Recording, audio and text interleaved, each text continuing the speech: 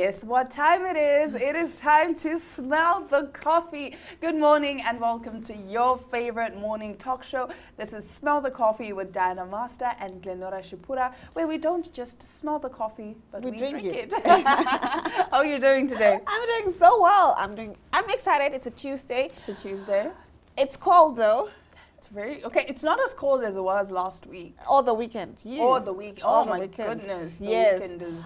But besides the cold, I'm really excited. Like I said, I like doing Smell the Coffee. I get to spend time with my friend and we entertain you guys at the same time. So, you know, it's a win-win situation. It's a win-win situation. Yeah. So, like, as friends, of course, we've attended parties together. We've attended gatherings together. And I realized, I don't know if you have any party tricks. Do you have any party tricks? No, I'm like the worst host. You know what I mean? Really? Like, I'm like the worst host. I'm like, can they be done by 9 a.m.? Because like I have to sleep.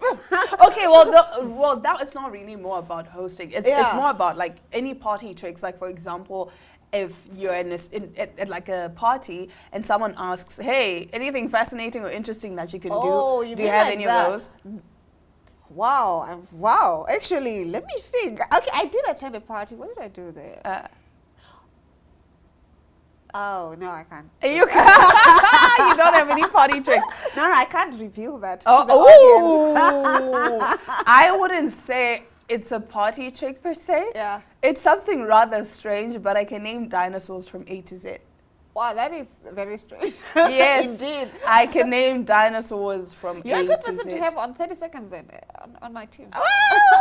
I mean, I could be. If it's dinosaur themed, if it's dinosaur themed. But some of the dinosaurs are actually, like some of the dinosaur names are funny. Yeah. For example, and they sound made up. So most of the times, people have to have their phone so that they can actually Google. Because they're like, no, you're making this up.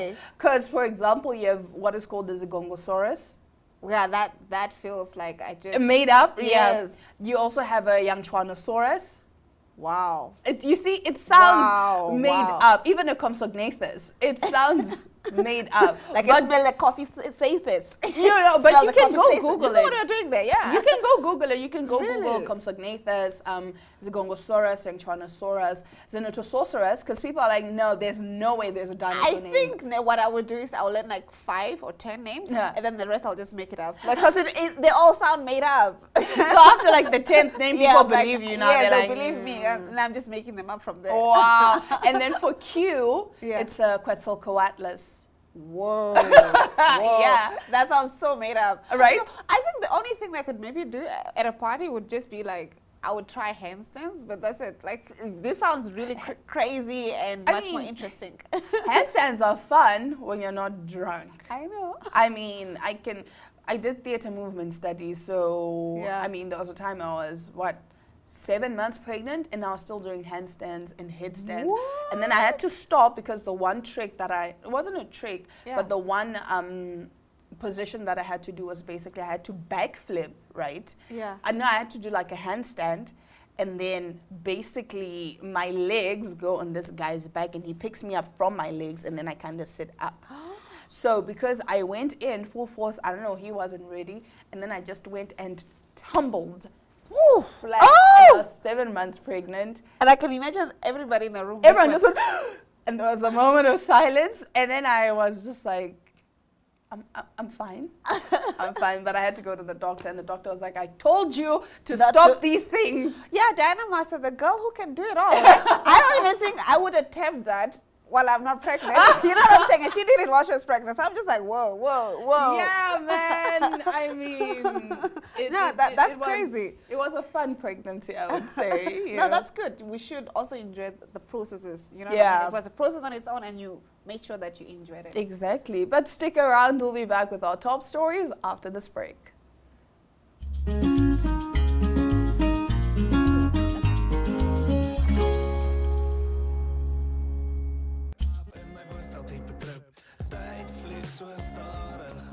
Is je lekker goed, lekker goed geworden op je die staat. Ons is met die draai vriendin, nooit te vroeg om verliefd te raak niet. Elke klein dingetje doen het net weer. Maar je vrouw, die waarheid maakt zeer op bij plaats. Windhoek, ons kom Namibië toe, yes! 27 Mei sien ons julle by die Doc Jabber sportgronde. saam met die ewe Joe Black. Yes! Kry jou kaartjies nou by eticket.my.na. Hey Namibia, it's Joe Black, and I can't wait to come visit you guys on the 27th of May at the Rock and Roll Music Festival in Windhoek. So get your tickets now at the link on top, and come enjoy the day with us. Let's have the biggest show Namibia has ever seen. See you there.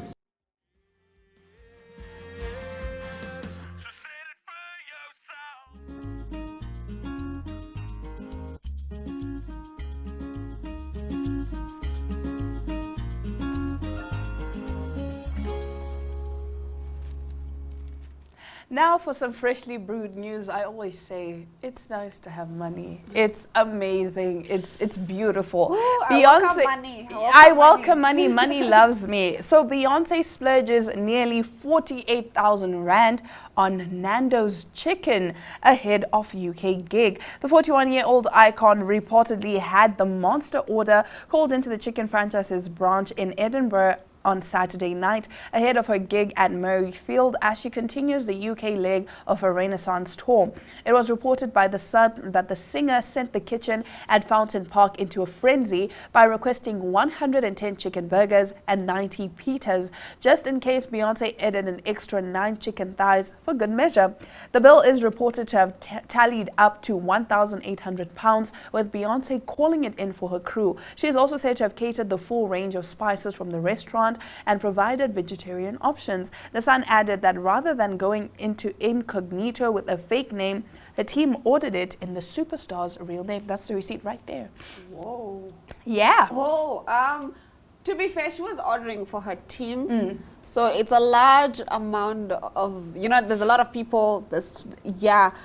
But jeez. But it's a nice gesture. Rands. Yeah, 48,000 rands. Yeah, it's a nice gesture. It's a nice gesture because, you see, the thing is, when people are on tour, usually, I've never been on tour, but I would understand that you cater for your own expenses. I mean, you get paid like a daily amount to say, okay, listen, per day, this is how much you make. But the fact that she was like, okay, you know what, I'm taking, like, this is my good measure. This is just a show of good measure to say, you know what, I appreciate you guys. You've been working hard on this tour, and you know what, we're going to order chicken Nando's. Yeah. And we all know how good Nando's is. Come on now. I mean, we miss Nando's. We miss Nando's. Well, Nando's is amazing. And the fact is, it's not the first time. She's spent £1,500 last year. Like, she always splurges when she gets to Nando's. But to be fair, she's worth like, what, 200, 500 million? How much is her net worth? Oh, no, it's there by close to the billions, because I know they recently... Is it 500 or 600? I'm not sure. Yeah. But I know they recently, her and Jay-Z recently put down $200 million for a mansion. For a mansion, yeah. And also her ticket sales for this concert are estimated to bring about $2 billion in revenue. Whoa. Now, to be fair, back to the Nando's thing, I think because she works so hard, she keeps her crew, like, they will have to, stay 3 hours, and they can't move around to go get food. So it's just that consideration, like, even if you have per diem, let's cater for you, because now you can't necessarily leave and go get food because we're wasting time. At least once you get the food delivered to you, exactly, it's literally like 30 minutes. Like, okay, guys, listen, we're gonna have 30 minutes to eat. We're gonna eat. I'm gonna be done. And everyone is commending her for placing the order in her name. But come on, we all know she did this to save Nando's, because now Nando's in extra pressure to make the food proper, because they're like, oh, it's for the queen bee. But if you get an order above, I think even 10K for like, because Nando's is like a takeaway type of, establishment, you will panic. You will panic. Yes. And now seeing Beyonce's name, it's like, oh man. But that's actually really sweet. Moving on to some rather peculiar news. People are convinced time travel is real as Nike shoes spotted in 400-year-old painting. Portrait of a boy painted by Dutch master Ferdinand Bol in the 17th century shows an 8-year-old boy standing in the foreground holding a goblet which he rests on a table adorned with a red cloth. Now the boy can be seen sporting a black jacket and a cape, a white shirt with ruffled sleeves, Arbonne socks and black boots. However, upon closer inspections, the boots appear to have what looks like a white Nike tick on one side, despite being painted more than 300 years before the brand was founded in 1964. Now, this isn't the first time a modern object has been spotted in an antique piece of artwork. Earlier this month, art fanatics spotted what appeared to be an iPhone in a painting from nearly 90 years ago. Uberto Romano painted Mr. Pinchon and the settling of Springfield in 1937, 70 years before the first edition of the Apple smartphone was released. Wow, okay. I have a lot to say. What is it? Yeah. I have a lot to say. I'll start with the boy in the Nikes. Yes, In the Nikes. all honesty, yeah, guys, that didn't even look like the Nike tick. Legitimately, this is what it looked like. It looked like the painter accidentally, like you know, a brush. I mean, he was painting a stroke socks. accident. Yeah. He was painting white socks, so And then- it looks like a stroke accident, right? Because why is it only on one side? And not in the other one. Yeah. If it was intentional. But to be fair, the shoes are also not trainers. I've never seen like a Nike on that kind of shoe. like To be fair. in all honesty, that was just a pure coincidence. But the cell phone one, come on. that was not a cell phone. And how do we know it's an iPhone? Come Yeah. on, guys. Or All a you cell could phone. say is Or a cell phone. Yes, or a cell phone. But why specifically say it's an iPhone? Yeah, you know what's iPhone? You gotta stick yourself in Listen. there. As iPhone lovers, Oh I my saw an gosh. iPhone. Oh my gosh. But the thing is, with the phone, It could be what a mirror. if this man is just a Diana and he just likes to look at himself? So it's a So he mirror. got like a, A perfectly tablet-sized, you know? A perfectly shaped mirror. Yeah, because he's like, But a "Oh, lot I of like people were this." saying, apparently they did an online survey where they put out the paintings and people were like, yeah, is that a Nike? Is that, but a lot of people were saying that is a mirror. So Yeah. maybe it is. But you know, another idea that I had, what if the founder of Nike had gone to the museum and then he saw this brush accident, whatever, and it's like, this is kind of nice. You know, he was inspired by that. It could be. It could be. It could be. Instead I of mean, we thinking can't that rule it it's- out. Yes. But come on, y'all. I mean, I do believe in time travel Yeah. because they do say that sometimes your dreams are basically your future you showing you what life is going to be like in the future. So they say sometimes your dreams, like have you ever had an instance where you dream of something and then later on it happens? Yeah, yeah. I've had many of those Yeah. instances.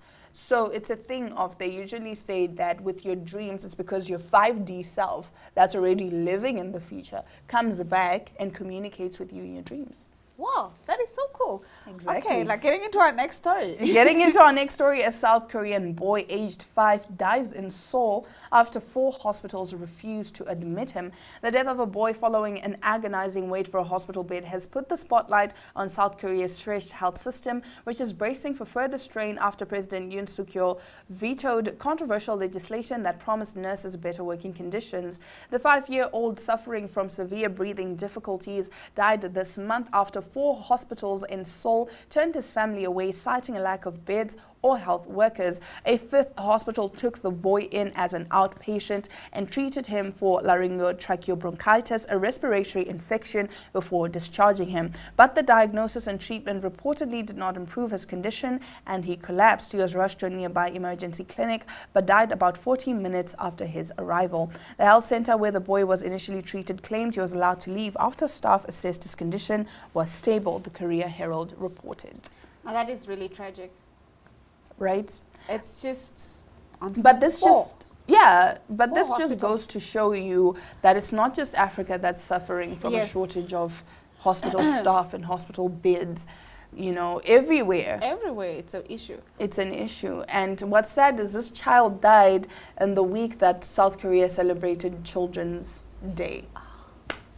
Would you happen to know the population in South Korea? No, I wouldn't know the population, but it's, yo, It's a lot. crazy. It's a lot. They have a lot of people because I think Seoul Yeah. itself, like the capital city, is there by the 10 millions. Woof, woof. Whoa. But whoa, don't take my that's- word for it. Go Google. I'm not sure. Oh, getting into our last story because we don't have enough time. Officer who tasered a 95-year-old woman is suspended. Now, the police officer who tased a 95-year-old woman at an Australian care home has been suspended from duty. Claire Noland was critically injured when police responded to reports she was wandering her care home with a knife around 4 a.m. on Wednesday. Now, she had a walking frame, but she had a knife. Assistant Police Commissioner Peter Cotter told media on Friday. Now, she apparently was walking with a knife and she was moving very slow. But then the police officer still tasered her. Why are you tasering a 95-year-old woman? It's just wrong on so many levels. On so many levels. What has this world come to? Guys, just be better humans, okay? Yeah. It really doesn't take that much from you. And I keep saying, we're living in the end times. You better repent your sins. Okay, guys, hell is hot, hey? Hell is hot. But anyway, after the break, our colleague Rihanna Marie van der Walt is ready to rock and roll this weekend with her in-studio guest, Rian Smit. We'll get into the interview after the break.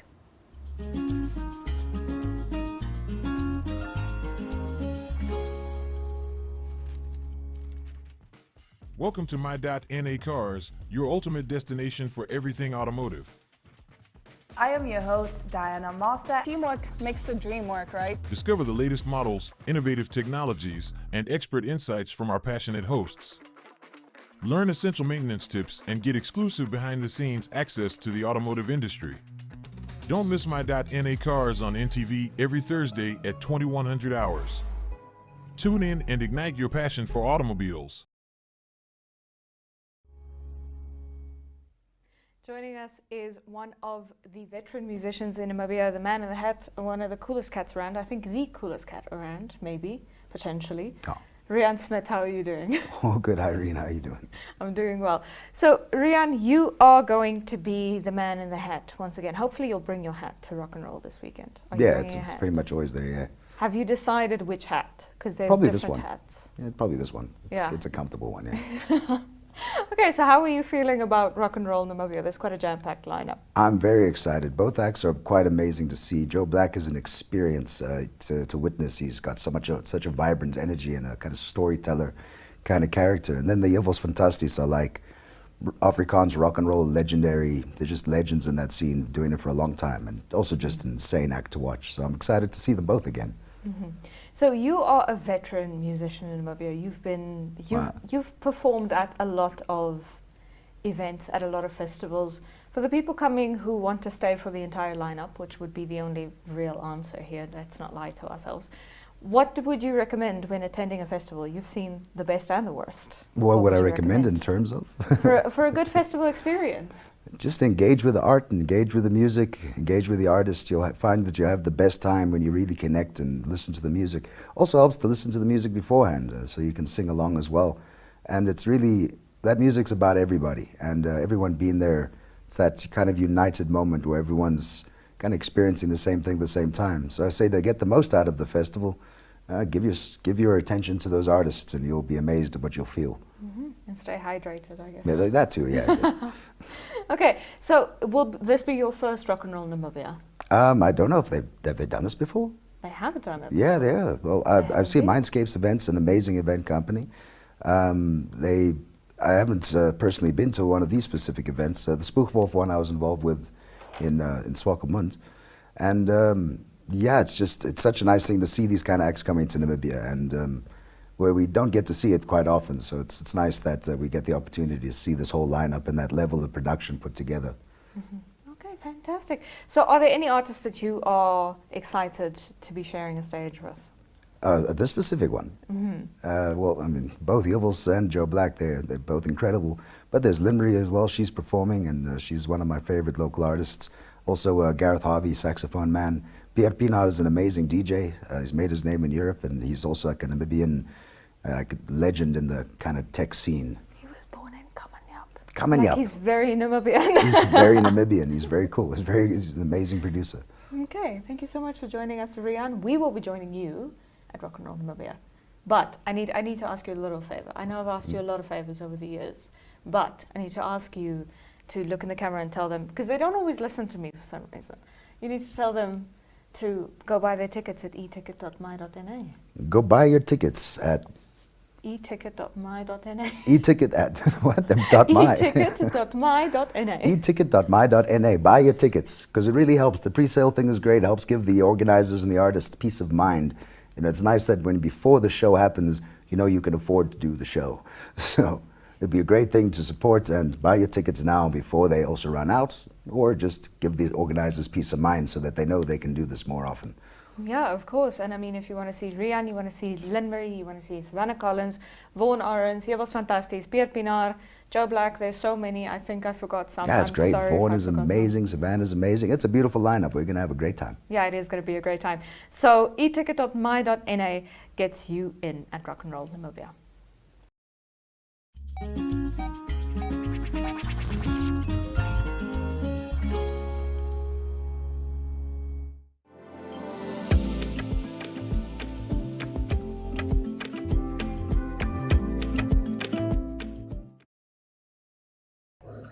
Hi, my name is Shanae Bueta from the African Child Development Trust.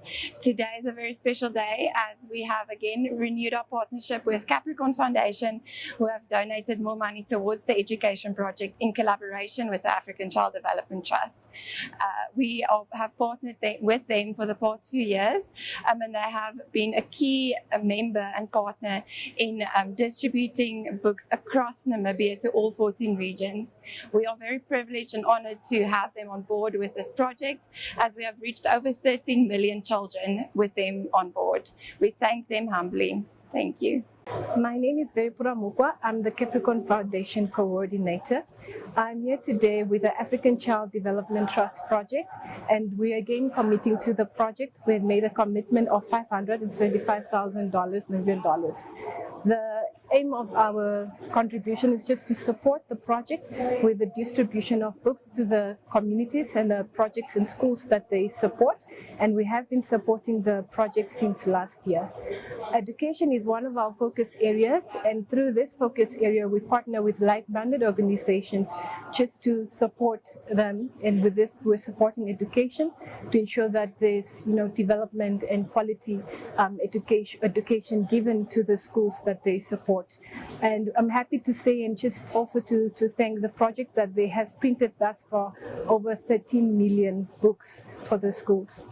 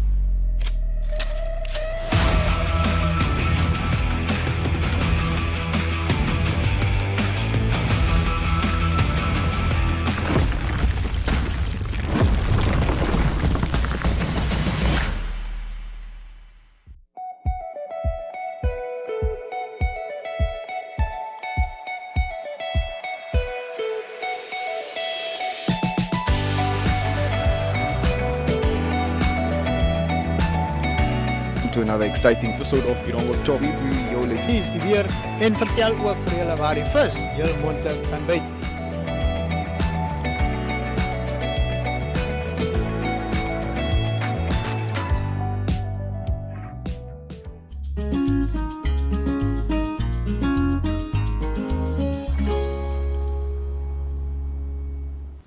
Well, they do say all good things must come to an end. So that is it for today's episode of Smell the Coffee. I mean, it's always fun to have Glenora here. Yeah, the few days that I can do smell the coffee. The few days that but you do enjoy it, and I do enjoy having you here, because some of the conversations that we talk about are things that, of course, Aina and I can't talk about, like spirituality, and like when I was talking about the dreams, where basically your future you comes and visits I would you. understand that. I'm the weird hippie one. But I do enjoy having you and Smell the Coffee, and I do hope we get to do this again soon. Maybe we'll tomorrow. do it. Yeah, maybe tomorrow. We'll see. We'll see. We'll see how I feel. I'm kidding. So that is it. Thank you so much for tuning in and spending your morning with Diana Master and Glenora Shapura. And thank you for smelling the coffee with us. Until tomorrow, it's all our love, all our light, and adios.